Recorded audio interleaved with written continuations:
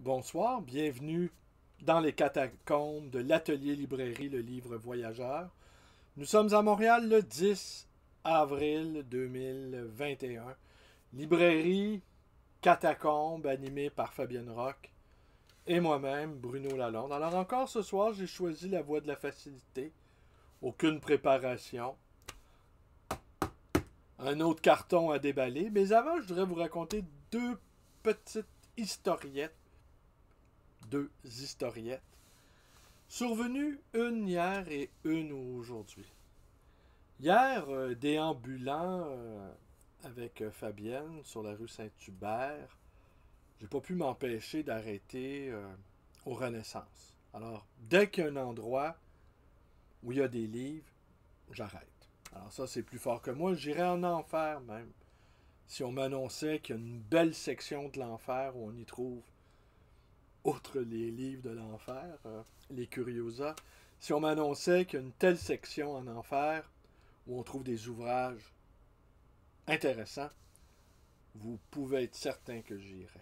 J'irai même en enfer aussi pour défendre certaines convictions. J'irai même en enfer pour défendre ma liberté. Alors, hier, j'ai trouvé 2 livres. Un des 3 tomes de l'autobiographie de Ray Bradbury, dans lequel il raconte sa relation avec le cinéaste John Huston. Bon, je ne l'ai pas lu. Et le deuxième, une édition, somme toute, correcte du Prince de Machiavel. Lorsque j'arrive au comptoir, une jeune femme, est-ce que c'est nécessaire que je précise son groupe, le groupe ethnique auquel il a... Non, je vais le dire.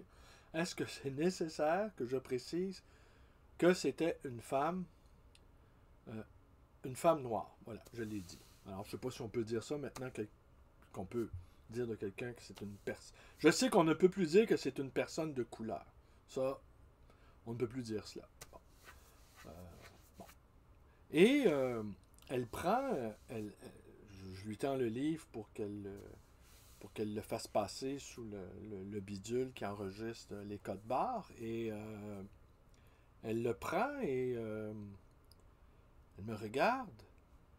Elle me dit mais ça a vraiment l'air intéressant ce livre-là. Est-ce que vous pourriez m'en parler? Alors j'étais un peu surpris. Bon, en 2 ou 3 phrases, je lui ai dit que c'était un ouvrage qui avait été écrit.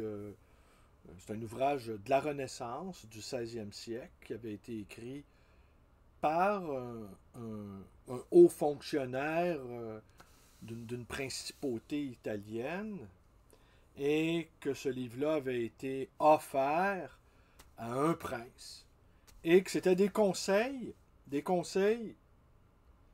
qu'on donnait au prince comment administrer, comment gouverner, et que dans cet ouvrage, il y avait certains principes qui pouvaient paraître amoraux, qui pouvaient apparaître un peu douteux, comme parfois certains politiciens, avec certains comportements, certaines attitudes qu'ont certains politiciens parfois. Et pendant que, assez maladroitement en tout cas, tellement j'étais étonné de sa requête, une autre employée s'est approchée et elle aussi, elle s'est mise à regarder, à prendre le livre dans ses mains, et elle l'a regardé. Une scène un peu assez surréaliste dans un Renaissance. Alors tous les trois, moi j'étais gêné, je ne vous cacherai pas, ça m'a saisi un peu. Et, et là, vraisemblablement, mes explications sommaires de cet ouvrage l'ont tant convaincue qu'elle m'a demandé si elle pouvait écrire le nom sur un papier, le nom de l'auteur et le titre de l'ouvrage, et qu'une fois rendu chez elle... Alors là, je me suis senti un peu après, quand je suis ressorti du Renaissance, j'aurais dû lui laisser, au fond, pourquoi 2,75$? C'était pas une question d'argent, mais j'étais tellement étonné. Alors, alors comme quoi, on peut être une sorte de prof sauvage offrant très, très succinctement un cours de 4 lignes, mais n'empêche de voir de jeunes personnes œuvrant comme ça dans des commerces. Et au fond, la quête de sens, elle peut tenailler littéralement n'importe qui. Et c'est tellement étonnant. C'est tellement étonnant. Aujourd'hui aussi, parfois à la librairie, on me demande aujourd'hui, une jeune femme confondait Ivan Ilitch et le Ivan Ilitch de Tolstoï. Alors, j'ai expliqué que c'était pas exactement la même chose, que les derniers jours d'Ivan Ilitch et la mort d'Ivan Ilitch et le penseur jésuite, c'était pas exactement la même chose, mais Ivan Ilitch, il revient. Ça, je pourrais vous en parler. Ivan Ilitch, je l'ai beaucoup pratiqué dans mon adolescence. Peut-être, on va peut-être retrouver un de mes Ivan Ilitch dans ce carton que je vais ouvrir dans quelques minutes. Moi-même, je ne sais absolument pas ce qu'il contient. Bon, hier, comme je vous ai dit, certains des titres, Marie Huguet, Gélineau, pas les Gilbert Langevin, cependant.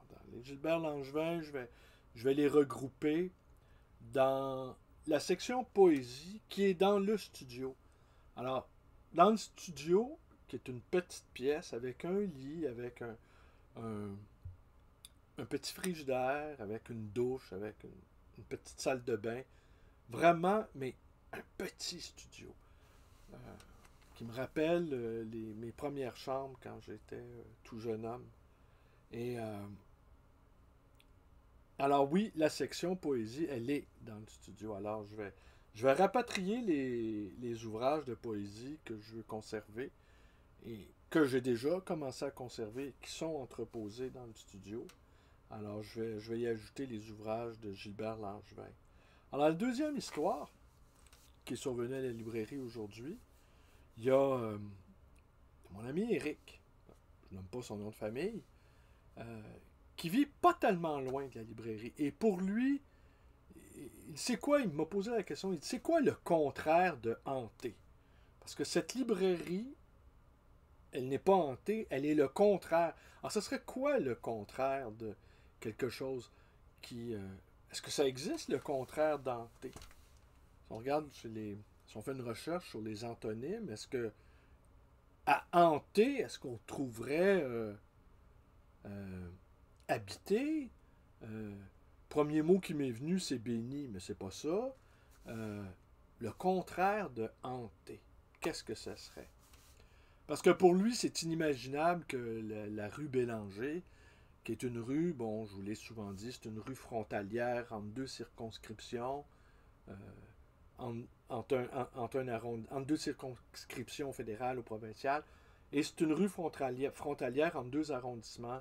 Et les arrondissements respectifs qu'il aborde euh, ne considèrent pas que cette rue-là fait partie de leur territoire. Alors, c'était comme une sorte de creuset. Et c'est une rue où il y a des commerces, il y a des habitations. Alors, et c'est tous des commerces de destination. Alors, d'un magasin qui aiguise des couteaux, à celui qui vend des timbres, à celui qui vend des CD, pas des CD, des vinyles et même des cassettes, à celui qui vend des lézards ou des tarentules, ou si vous avez un lézard à nourrir, vous allez où? Vous allez sur la rue Bélanger. Alors, si votre lézard a faim, une seule adresse, la rue Bélanger. Si vous avez une araignée au plafond, une seule adresse, l'atelier librairie, le livre voyageur. Alors, bref, une rue, et puis il y a un luminaire qui est connu depuis longtemps, qui est là depuis plusieurs décennies et dont la devanture est éclaboussante de lumière.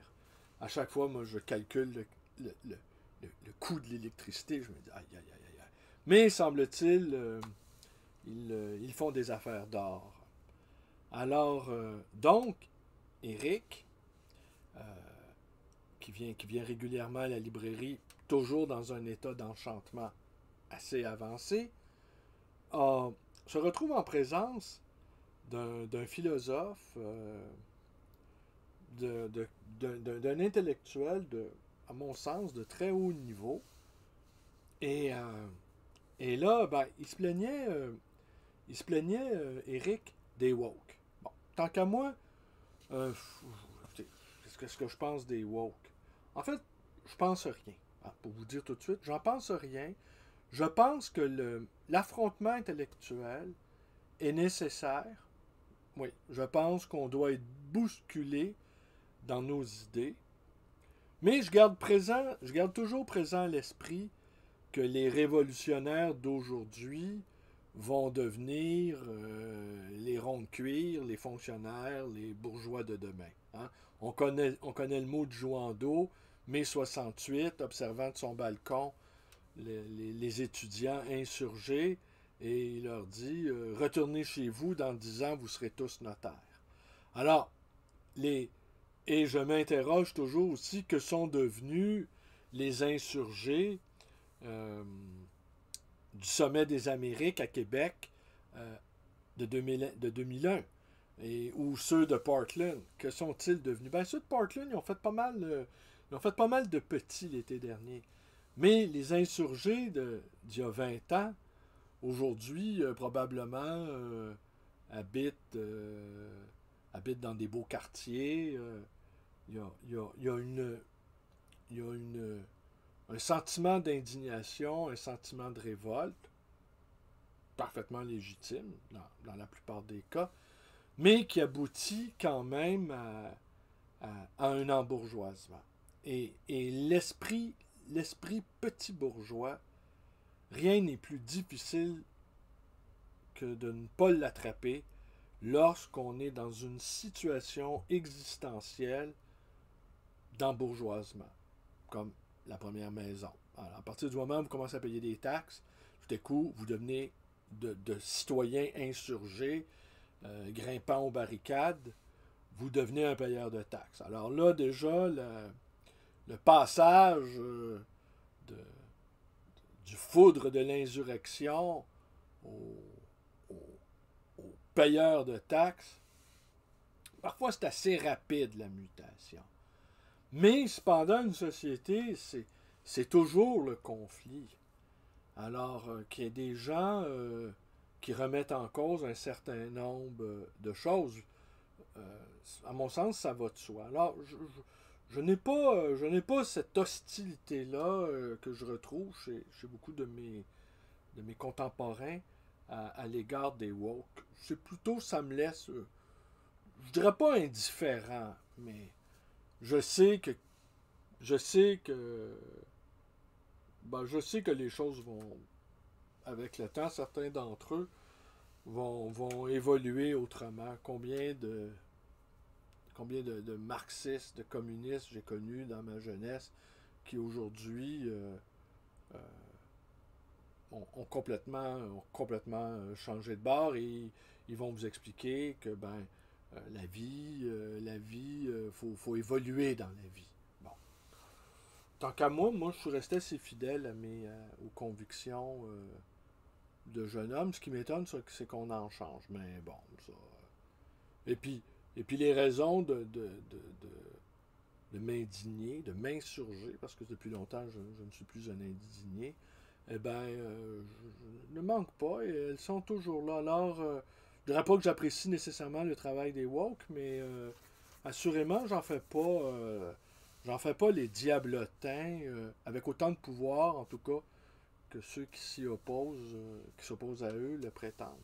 Alors, bon, bref, cet ami, il était dans une tirade anti-woke, et tout à coup, il se met à citer, à se rappeler d'un texte qui lui avait fait une impression incroyable, paru dans une revue, la revue Argument, il y a peut-être 7 ou 8 ans, où un professeur d'université racontait qu'il avait fait lire à ses étudiants le célèbre pamphlet J'accuse d'Émile Zola se portant à la défense du capitaine Dreyfus. Et il s'attendait à ce que ses étudiants, fin du bac, et même certains d'entre eux par la suite ont même obtenu un doctorat, il s'attendait à ce que ces étudiants-là comprennent très bien que la défense de Zola s'appuyait aussi sur le refus de l'antisémitisme. Et ben non, ça a été le contraire. Ils ont trouvé que Zola était arrogant et qu'il manquait de respect vis-à-vis l'opinion de ses adversaires, à savoir les antisémites, et que il était prétentieux, il était imbu de sa personne, et qu'au fond, il n'avait pas le sens de l'autre.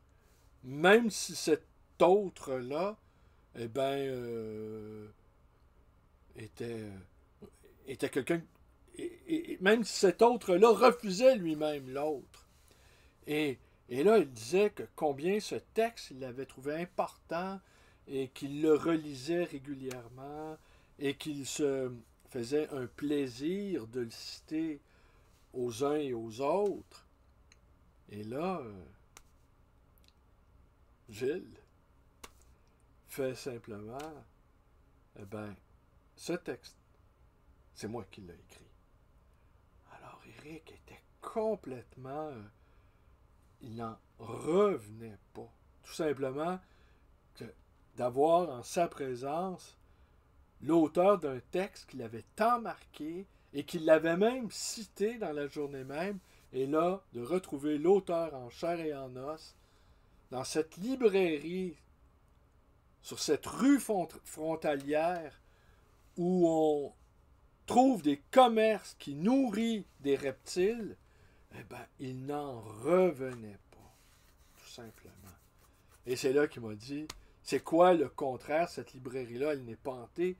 C'est une librairie qui est le contraire d'hantée. Alors, on va faire une recherche. D'ailleurs, ça va sans doute être le titre de cette vidéo, 17 minutes. Alors, oui, 17 minutes. Alors, trois, en fait, anecdotes. Est-ce que, confondre Ivan Illich et la mort d'Ivan Illich, bon, ça c'est une méprise qui est tout à fait pardonnable. Parce que cette jeune femme-là me disait aussi qu'elle avait commencé à réfléchir tard. Voilà ce qu'elle m'a dit. Qu'elle était... Et ça, on le voit, hein, je vous dirais aussi, c'est ça aussi le truc. C'est que un des grands mérites d'Ivan Illich, le philosophe jésuite, un des grands mérites, c'est que, outre le fait qu'il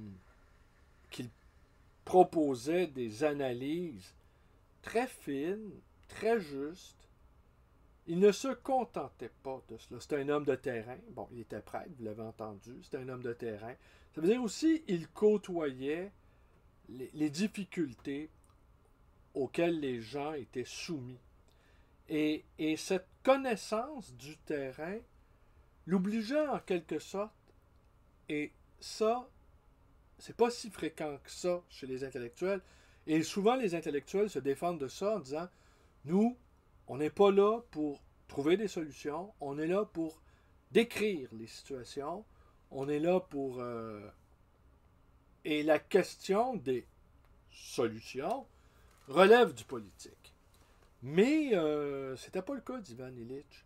Alors Ivan Illich avait toujours en tête qu'il non seulement devait offrir une critique précise, exhaustive, mais devait également offrir un contrepoids, c'est-à-dire qu'est-ce qu'on fait? Que faire? Dit Lénine. Alors ça c'était très présent chez Ivan Illich. Et cette jeune femme-là me disait qu'elle avait été qu'elle avait été happée par la lecture de La Convivialité, par exemple. Mais une jeune femme sans formation intellectuelle particulière, une simple jeune femme qui se met à lire des livres, qui se met à se poser des questions, et qui peut-être les institutions universitaires, quoiqu'elles ne sont pas sans mérite, évidemment, sont même très importantes, et c'est même important qu'elles demeurent des lieux à la fois d'expression et aussi de contestation. Peut-être que toute une catégorie de gens en quête de sens et qui ne parvient pas à trouver auprès de cette institution les ressources nécessaires pour alimenter leur réflexion. Elle me disait qu'elle regardait beaucoup de vidéos sur YouTube, qu'elle écoutait aussi des lectures, par exemple Dostoïevski. Alors, oui, Dostoïevski. Alors, tout ça est intéressant, mais maintenant, sans plus tarder, vous entendez le son de la boîte qui se déchire, qui s'ouvre. Alors, je ne sais plus du tout ce qu'il y a dans cette boîte. Ah! Est-ce que je rêve? Ben oui. J'en connais un. S'il écoute cette vidéo-là, si tu écoutes cette vidéo-là, le premier livre, eh ben, tu vas rester surpris, mon ami, et je te le mets de côté. Tu le mérites. Parce que je pense que tu as écouté plusieurs de ces vidéos. Et c'est quoi? L'homme sans rivage, portrait d'Alain Grandbois par Denise Pérusse. C'est un sacré beau livre qui m'avait beaucoup, beaucoup, beaucoup plu. Et Alain Grandbois, qui est l'auteur, entre autres, des poèmes Ankiou, qui est avec le chercheur de trésors de Philippe Aubert de Gaspé, sans doute le livre le plus rare de toute la littérature québécoise. Et il y a 25 ans, mon ami Georges Raby me l'avait proposé à la vente. J'aurais pu l'acheter. J'aurais pu l'acheter 5000 $, avec 2 ou 3 poèmes manuscrits d'Alain Grandbois. Et bon, 5000 $, j'avais d'autres projets et tout et tout. Et finalement, bon, ben, j'ai décliné l'offre. Et cet hiver, il y a quelqu'un qui m'a offert de me le vendre à nouveau. Et un de mes confrères, aujourd'hui décédé, avait fait l'évaluation des poèmes Ankiou, qui avait évalué, il y a 2 ou 3, non, il y a 4 ou 5 ans, qui avait évalué à 16 500 $. Alors là, je n'y ai même pas pensé. Mais assurément, être millionnaire, je l'aurais acheté. Oui, je l'aurais acheté. Mais les libraires, en général, c'est rare que c'est millionnaire. Alors, l'homme sans rivage, Benoît, il est là. Si tu écoutes la vidéo, il est à toi.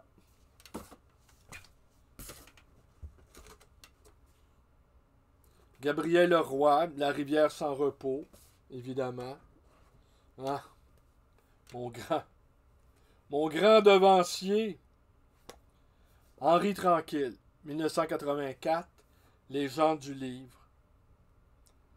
Ben oui. Et il a reproduit une citation de Jean-Pierre Gay, son journal extraordinaire. Et la première fois que j'ai rencontré Henri Tranquille, et nous sommes devenus amis, parce que j'avais lu au complet le journal de Jean-Pierre Gay, j'avais lu le journal au complet de Paul Léoto, et j'étais un grand admirateur de Stendhal. Il n'en fallait pas plus pour que le vénéré et vénérable libraire, je ne dirais pas qu'il m'adopte, mais en tout cas, qui me respecte en tout cas. Et ce journal m'avait beaucoup, beaucoup plu, et j'ai dû le lire, j'ai dû le lire 2-3 fois. En fait, j'y reviens régulièrement, très curieusement. Il écrit, par exemple, en 84, le mercredi 5 décembre, autre réunion où je ne me suis pas rendu. celle des arts et lettres du Québec, pour une kermesse offrant en vente des travaux artistiques ou des œuvres littéraires des membres de l'ALQ. Je suis allé par contre au spectacle d'Adiable de Plume, qui tient dans sa main toute la salle de 2002 spectateurs. N'ai pas regretté mon 15$ pour voir ce phénomène en deux sens, l'artiste spécial et une salle en délire. Mais c'est trop tonitruant pour que j'y retourne. J'étais assis à côté de Nathalie Petrovski et deux rangées après Pierre Foglia, qui, humour ou pas, il y a peut-être un match à finir. Plume a magané son ami, m'assure son éditeur, rebelle, placé juste une rangée avant moi. Ouais. Ouais, c'était quand ça? Ouais, le 5 décembre de 84. Ouais. Aïe, aïe, aïe, aïe, aïe. Alors, vous pouvez retrouver, d'ailleurs, si vous faites une recherche sur le site de la BANQ, Folia avait écrit un article assez critique comme Plume la traverse, et dont le titre était Coup de plume. Alors, allez le lire, ils étaient amis, tous les deux, et ils ont cessé de l'être, même, je ne sais plus lequel des deux avait offert un cendrier à l'autre, cendrier dans lequel ils avaient écrasé une quantité assez considérable de joints. Deux bons jointeurs. Et finalement, est-ce que c'était avant ou après l'article? Il faudrait relire l'article. Mais tout le long du spectacle, Plume, sachant Folia, parce que c'est pas Foglia, c'est Folia, il faut prononcer, sachant Folia dans l'assistance, n'a pas cessé de l'haranguer, de le prendre à partie. Est-ce que l'assistance en délire, hein, comme vous l'avez entendu, parce que Plume, c'est un extraordinaire animateur de foule. Je l'ai vu plusieurs fois en spectacle, à l'Outremont, entre autres. Celui du blues de la bêtise humaine. Son bassiste, Maurice Richard. Tellement sous, monte sur la scène, deux accords de basse, pouf, effondrement, et après, à pied levé, un autre bassiste l'a remplacé. Alors, Plume, c'était vraiment tout un énergumène. Et toute cette image trash aussi, pomme de route, le vieux chausson sale. Et puis à un moment donné, je sais pas, il y a eu une bifurcation à la Brassens. Et là, ces textes de chansons sont devenus extrêmement ciselés. Mais 1973, 1974, 1975, ils pouvaient sortir 2 ou 3 albums en une année. Ils pouvaient, évidemment, c'était parfois bâclé, mais il y avait une énergie là-dedans, il y avait une vivacité. Et après, je dirais pas qu'il est devenu précieux, mais peut-être s'est-il mis à prendre très au sérieux son travail d'artisan de la chanson. Mais aujourd'hui, il doit approcher, il doit dépasser, il doit approcher des 75 ans. Alors, ou peut-être pas si vieux, mais 73, 74. Et je dirais d'une certaine manière, peut-être on attend son comeback, mais là, que Tranquille ait été dans l'assistance et assisté à ça, et si vous avez envie de vous amuser, allez lire la réplique assassine de Pierre Foglia qui avait massacré son ex-ami jointeur émérite devant l'Éternel. Un ouvrage sur Pic de la Mirandole. Stupeur de Gilles Archambault. Oui, c'était sans doute Martin Dufour qui avait fait le graphisme. Ben oui, la conception. C'est un hors commerce. Mais même si c'est rare, malheureusement, c'est peu recherché. Pierre Desruisseaux, Croyances et pratiques populaires au Canada français. Suzuki, le non mental selon la pensée zen. Ouais, c'est une boîte qui somme toute. L'abbé Groux, le français au Canada. quand même, oui, là, je comprends pourquoi il est là. C'est paru à Paris, à la librairie de la Grave, en 1932. Est-ce qu'il est autographié? Parce que j'en trouve souvent des livres de Lionel Groulx autographiés. Mais, ouais, celui-ci, je vais le remettre à l'air libre. Ah oui. Paris de ma fenêtre de Colette. Un très très beau livre. Un de ses plus beaux avec le blé en herbe. Une grande, grande auteure, Colette. Michel Garneau, un autre que j'aime beaucoup, Moment. Alors, les éditions Daniel La Liberté. Michel Garneau. Encore un autre de mes préférés, Yves Boisvert. Mais je suis bien content de retrouver mes Yves Boisvert. Alors, voleurs de cause, tourmentés par milliers, des Iroquois réclament un espace dont ils étaient maîtres depuis la dernière fois. Espace qu'ils possédaient, ne possédaient plus, n'avaient jamais possédé, depuis que cette galoche inculte est venue roter son hot-dog parmi les respirations entravées. Aveuglé par la loi, le magistrat décide d'émettre une injonction. Quel beau mot dans un poème épique. Injonction. Quelle image fulgurante. Décider d'émettre. Des métaphores font le ballon au grouillement des esprits roués. Voyez le ton. Les défenseurs de ce très précieux village de Kanawake, à ce diamant dans la base fait écho, le choc du réel dans la pavane du fantoche, la chute du corps de John Wayne, en bas de ses talons de bottes de cow-boy, dans un film où le carnage aurait pu gagner des Oscars, comme tout ce qui va selon que c'est demandé pour les défenseurs de ce très précieux Kanawake. Mais il faut se faire à l'idée que pour marcher droit dans la déroute, déporter ses yeux sur la page suivante, semble décidément moins dangereux que l'aveuglante perpétuité de la pensée casuelle si on veut absolument faire universelle. Comme j'ignore quel Inuit de passage au Gabon saura traduire en croate la pensée casuelle diffusée à l'été 1990 sur les écrans du monde entier, je vous le dis, tel que tel, mes bons amours, mes bons amis, par la guerre nous vient le goût de l'amour. Ah, oui.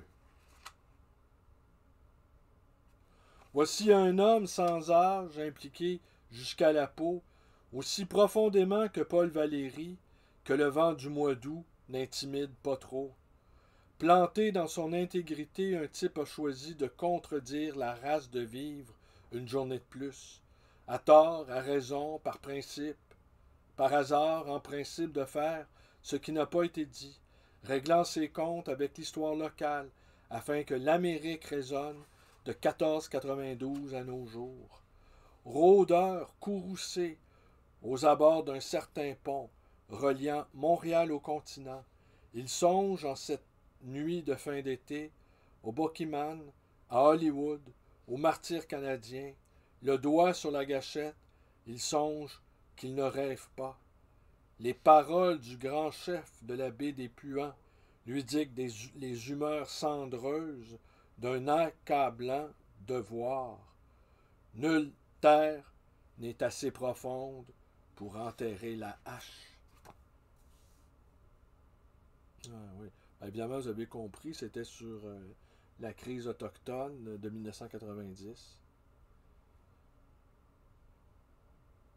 Ouais. Voleur de cause.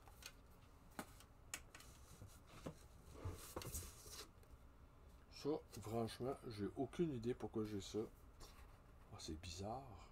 Il est autographié à moi, mais en quelles circonstances? Profession médecin, Jean-Hugues Roy, publié chez Boréal. Alors, écoutez, Jean-Hugues, et c'est écrit Très cher Bruno, bien à vous. Jean-Hugues Roy. C'est bizarre. J'ai franchement aucune idée. Puis on dirait que c'est même pas Jean-Hugues Roy qui l'a autographié. Ça, c'est bizarre. Bon, c'est un livre qui m'a été autographié.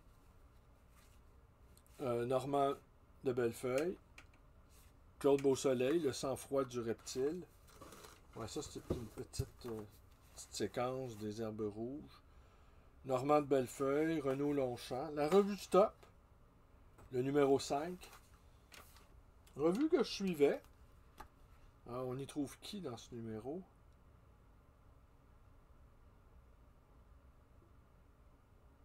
Bon, on y retrouve en tout cas 2 noms que je reconnais. 3. Daniel Cernine, qui a fait des trucs de science-fiction. Ah, peut-être Marc Collin aussi. Est-ce que c'est le Marc Collin que je connais? Peut-être. Stanley Péan, qui est bien connu. Et Christian Mistral, qui a fait un poème qui s'appelle Camomille. Non, c'est un petit texte de rien du tout. Non, ça a quand même... ouais. Bon, ben écoutez. Ah oui. Ah oui, ça c'est bien. Hermann Brock, La grandeur inconnue. Je ne l'ai pas lu, mais ça, c'est vraiment bien. On continue, hein? Ouais, que c'est ça? Marie Savard, une cassette. Julie Stanton, Je n'ai plus de cendre dans la bouche. Roger Magini, L'Abécédelle. Normand de Bellefeuille encore. Renaud Longchamp. Ah ben, c'est visiblement une boîte de poésie. On poursuit. On va prendre une dernière petite pile. Hop, hop, hop. Et on va s'arrêter là pour ce soir. Ah ouais. Ephrem Lompré. Ephrem Lompré, le grand spécialiste de Don Scott, qui a étudié, je pense que c'est à Marrakech, où il y a un institut d'études médiévales consacré à Don Scott et franciscain. Alors forcément qu'il a écrit, Ephrem Lompré, un livre sur François d'Assise, son maître, c'est un peu logique. François Charon, Enthousiasme. André Roy. Un numéro de la barre du jour consacré à Roland Giguère. Sacha Guitry, Des merveilles, ou de Léonard de Vinci à Rouault. Alors, c'est sur sa collection. Et ça, je trouve ça absolument intéressant. Alors, sur sa collection et sur ses peintres favoris. Alors, il y a des tableaux chez lui. Vous vous doutez bien que Sacha Guitry ne vivait pas dans une chaumière. Et voilà. Une revue de poésie dans laquelle, je vous le montre, dans laquelle on retrouve entre autres Gaston Puel et Guy Vic. Ah, Henri Pichette. Henri Pichette, qui est un poète, poète pas québécois, mais français, mais né de père québécois. Alors, Le tombeau de Gérard Philippe.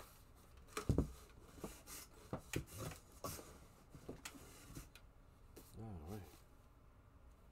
Gobineau, chez Jean-Jacques Pauvert. Les songes en équilibre, d'Anne Hébert. C'est rare, ça. Justement, acheté dans la fameuse librairie dont je vous parlais, le comptoir du livre, là, sur la rue Saint-Denis. Et qui, eux, étaient... ils recevaient les livres de beaucoup de communautés religieuses. Et celle-ci, par exemple, Bibliothèque provinciale, sur la côte Saint-Antoine à Montréal. Les songes en équilibre, si je ne m'abuse, c'est le premier recueil de poésie d'Anne Hébert. Et c'est là-dedans qu'il y a L'arme au poing, le fameux poème L'arme au poing. Attendez, est-ce que je dis n'importe quoi? C'était bien ça. L'influence assez reconnaissable de Paul Éluard quand même, mais le miroir, l'eau, image dans un miroir. Ouais, il me semble que c'est son premier. Ben, 1942, ouais, ça doit être son premier, Les songes en équilibre. Encore un autre livre sur Dante, mais de Giovanni Papini. Le fameux Giovanni Papini. Ça, c'est quoi? Jacques Ferron, Les roses sauvages. Alors ça, vous voyez encore, c'est ça qui est incroyable. Le Comte Lafon, poésie inédite, 1876. Je me souvenais absolument pas d'avoir ça. Les femmes troubadours, suivi des poèmes traduits de la langue d'oc. Intéressant ça aussi. Bon, ben écoutez, je pense que je ne vais pas vous faire toute la boîte au complet, mais je sens que vous êtes des petits curieux. Ah, la clé de la théosophie de Blavatsky, mais ça, bon, je vais remettre ça à l'air libre. Un numéro de triade, la revue de Rudolf Steiner. Ah ben justement, les cahiers Paul Léoto. Les cahiers Paul Léoto aux éditions Bergeron. Alors, c'est le papa de mon ami Jean Bergeron, qui est éditeur. La maison d'édition Les Mots en toile. Alors, quand j'ai réalisé, finalement, ah ouais, c'est ton père qui faisait ça, les éditions Bergeron. Et les fameux cahiers Paul Léoto. Ah, que j'ai aimé les lire, ces cahiers-là. J'ai aimé les lire et j'aurais aimé faire partie de cette association-là où ils se réunissaient. Yvon Gauthier, Louis Chantigny, Henri Tranquille, pour discuter. Ah ben voyons, on a les noms ici. Louis Chantigny, Yves Gauthier, Henri Tranquille, Louis-Paul Béguin. Et ils se réunissaient de temps à autre au Gobelet, dans le nord de la ville. Je pense que c'était sur la rue Fleury. Et pour discuter de cette passion commune qu'ils avaient pour Paul Léoto. Moi, j'ai lu tout un été, l'été 1986, le journal, son journal au complet. Il se passe rien dans son journal. Mais il se passe tellement rien. Mais ce rien-là, c'est la vie, au fond. Parce que dans la vie, vraiment, sauf maintenant où il se passe quelque chose là, avec la pandémie, mais généralement, il ne se passe rien du tout. Et je vous dirais que c'est ça, et c'est interminable la vie. Beaucoup vont vous dire, ah, ça passe vite. Je ne sais pas où ils voient ça, eux, pour moi, c'est interminable. C'est interminable. C'est interminable et il ne se passe jamais rien. Et c'est de ça dont rend compte Léoto sur des milliers de pages où il relit sans arrêt les mêmes livres, où il se rend à son bureau du Mercure de France, je le dis du Marquis de France, ouais, où il se rend à son bureau au Mercure de France, où il en vient au mot avec Valette, son patron, où il assiste à des pièces de théâtre qui l'ennuient profondément, où il recueille un chat, 2 chats, 12 chats, 15 chats, où il recueille 5 chiens, 10 chiens, 25 chiens, les nourrit, va leur chercher de la pâtée, fait sa marche, écrit à la chandelle, relit Téléman des Réaux, relit Stendhal, relit toujours les mêmes auteurs, toujours les mêmes auteurs, sans repaît, sans délecte. Est-ce que je pourrais faire ça, moi? Relire sans arrêt Léoto. Alors ici, justement, Louis Chantigny, Léoto, la littérature intimiste ou l'art d'écrire. Il cite Léoto. J'ai un grand goût pour les mémoires, les souvenirs, les correspondances, écrivait-il dans sa préface au Picasso et ses amis de Fernand d'Olivier. Ce sont, à mon avis, les seuls livres qui passent les années, qui continuent à être lus avec plaisir et profit, surtout quand ils sont de bons observateurs intelligents et spirituels, qui savent voir, écouter et retenir, qui ne s'embarrassent pas de petits ménagements niais, et n'ont d'autre souci en écrivant que d'être clairs et véridiques.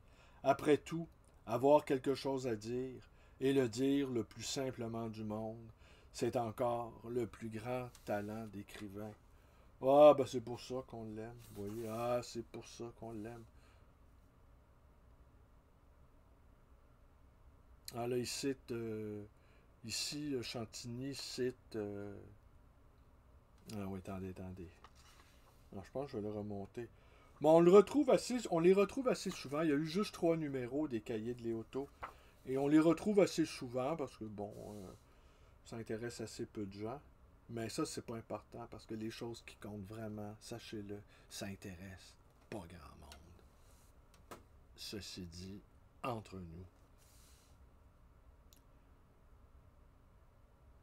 Je n'ai aimé que les livres où l'on entend la voix de l'auteur. Un filet de voix peut-être, mais juste. Et où l'auteur avait quelque chose à me dire, une toute petite chose peut-être, mais bien à lui, écrit José Cabanis, grand admirateur de notre Paul Léoto, et lui-même un orfèvre de l'écriture intimiste.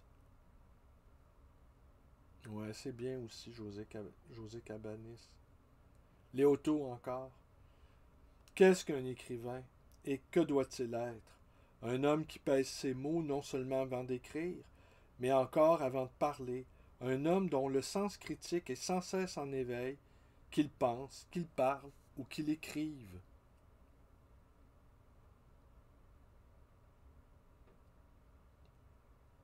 Ah ouais. La spontanéité prime tout. Le moins d'adjectifs possible. Au diable, la jolie phrase bien tournée.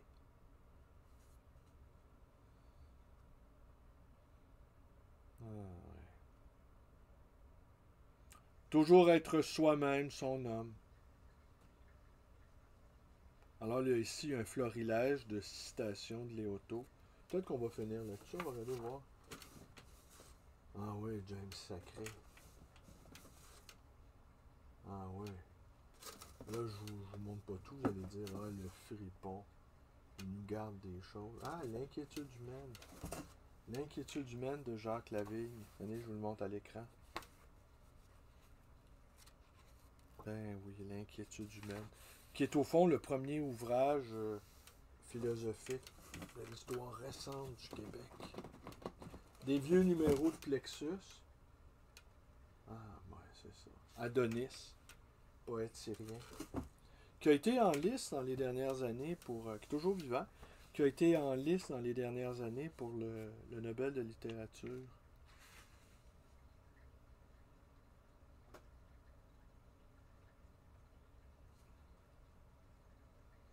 Rappelez-vous ces soirs d'autrefois, quand après tant de paroles de votre part, je restais muet ou presque. Il n'est pas un individu avec qui j'ai goûté des plaisirs plus vifs qu'avec vous. Paroles, lumière, toilette, gestes d'amitié, cadre léger, que je ne sais goûter qu'en silence, alors que c'est presque une impolitesse. Écrivait-il à Paul Valéry le 8 janvier 1903. Là, il était ami avec Valéry. Mais après, ils se sont méchamment brouillés et Léoto n'avait pas de mots assez durs concernant Valéry, le jugeant un esprit artificiel, euh, pseudo-original, euh, faux, euh, content de lui. En fait, il y avait la dent dure, Léoto. C'est quand on arrive à ne plus faire de phrases littéraires qu'on arrive à écrire de bons livres.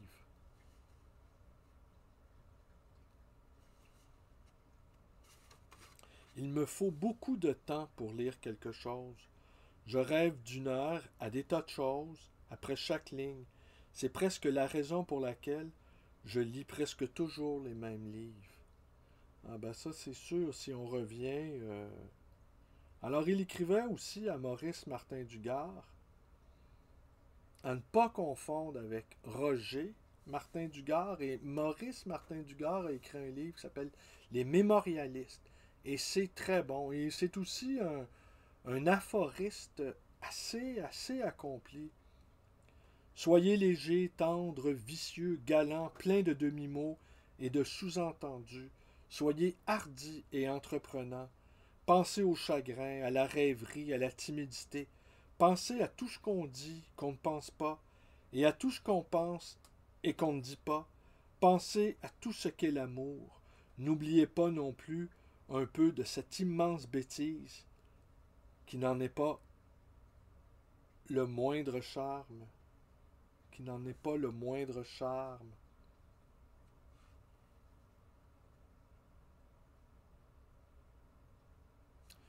Alors, et 156 est déjà justement très très vieux. Je suis devenu un bien vieux monsieur, très atteint dans ma vie, vivant toujours seul avec mes corvées domestiques et mes travaux littéraires. À vous parler franchement, je ne tiens plus guère à la vie. Je ficherai le camp avec soulagement vers le four crématoire. Eh ben, c'est là-dessus que je vous dis bonne nuit. J'espère que je vais reprendre un peu de sérieux. Je peux pas sans arrêt user de cette parade pour ne pas vous offrir des vidéos avec plus de substance, plus de travail, mais je vois bien que en ouvrant des cartons comme je le fais, eh bien, je trouve... Ah, tiens, un Claude Défier. Je trouve bien le moyen de me défiler au fond de mes travaux de mauvais étudiants. Ouais, Rouge de nuit de Claude Défier. Ouais, tenez, que je vous monte à l'écran. Lui aussi, il va aller retrouver une place particulière, ce cher Claude Défier. Ah, 50, on s'approche 53 minutes. Il faut le faire quand même. Bon, allez, là-dessus, je vous dis bonne nuit. Et à demain. Peut-être. Est-ce que demain, je vais être de retour aux catacombes? Parce que des boîtes, là, je pourrais en ouvrir comme ça pour bien des soirs encore. Mais je veux... faut dire aussi, une des raisons pourquoi je vous parle pas de mes dernières lectures, c'est que je fais des lectures... Je lis pas assez depuis 3-4 jours. Je lis pas assez parce que le nouvel horaire me perturbe. Maintenant, Fabienne travaille avec moi. On travaille ensemble à la librairie. Et puis, c'est merveilleux. On passe toutes nos journées ensemble. On travaille ensemble. Et il n'y a aucune anicroche entre nous deux. Hein. Tout est facile. Et puis, je peux vous confier quelque chose, Sonny. Fabienne, depuis 2 jours, elle s'est mis en tête que l'été qui vient, là, cet été-ci, eh bien, on aurait le plus bel été de toute notre vie. Et elle s'est mis en tête que ce qu'on fait maintenant, c'est-à-dire travailler ensemble, faire du ménage dans les catacombes, on prépare un prochain numéro de la revue qui va sortir entre le 15 mai et le 15 juin. La revue, la compagnie numéro. D'autres projets dont je ne peux pas vous parler tant que je n'aurai pas le feu vert pour vous en parler. Tout ça fait qu'on est dans une espèce de fébrilité et on est dans les préparatifs. On est dans une sorte de hâte jubilante.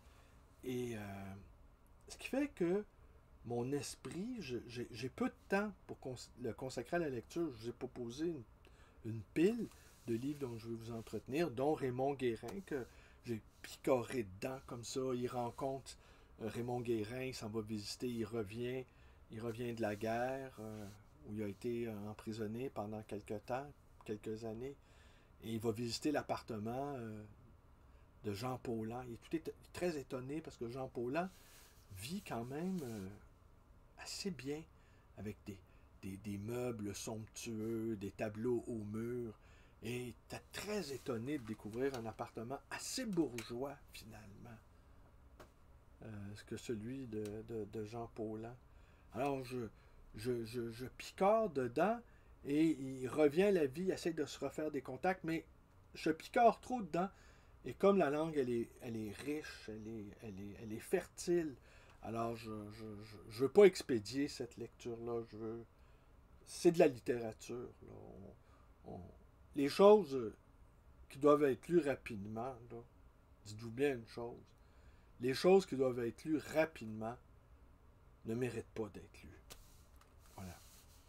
Et c'est sûr qu'un lecteur aguerri peut passer à travers un gros ouvrage très rapidement, aller chercher les lignes de fait, aller chercher ce qui en compose la trame, ce qui en fait la substance. Il peut le décortiquer et être capable d'en parler avec assez d'intelligence.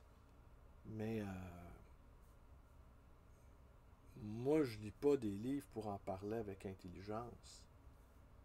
Je lis des livres pour la nourrir, cette intelligence-là. Comme on nourrit un fauve affamé, là. On lui jette des livres. Tiens, mange ça, là. Ouais, je pense que c'est bon. Mais j'aimerais ça dire, ok, je dépassé l'heure, mais bon, je pense que c'est bon. Alors Benoît, si tu écoutes la vidéo, moi, je vais faire ça. Écoute, Benoît, si tu écoutes la vidéo, le livre sur Alain Grandbois, ah ben, je te l'offre. Voilà, je te l'offre. T'as rien qu'à me dire, je suis venu chercher mon livre d'Alain Grandbois. On va te dire, tiens, mon Benoît, c'est à toi. Après 57 minutes, t'es pas mal bon. Allez, merci. Bonsoir et... Ben oui, à demain.